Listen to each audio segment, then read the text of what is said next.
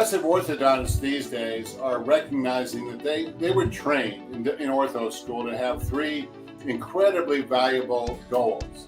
Have a beautiful smile, have a coordinated occlusion, which means a good bite, and make sure the jaw joint, where it hinges all the parts, works well with all of those parts.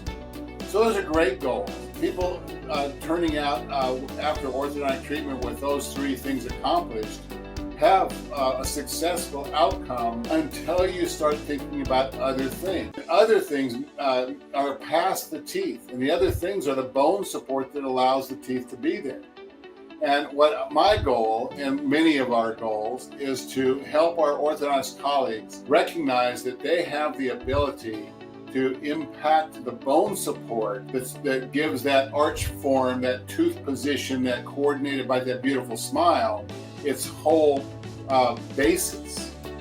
So if a dentist who sees children, could be an orthodontist, could be a pediatric dentist, recognizes that in a 3-year-old or a 4-year-old, that the upper jaw is not forming wide enough. And so the palate is a deep, narrow palate.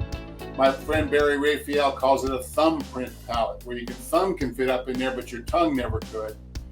If it's a thumbprint palate up there, well, that means the palate is encroaching upon nose space. And if the palate's moving up and the nose is getting squished, that child's not going to breathe well.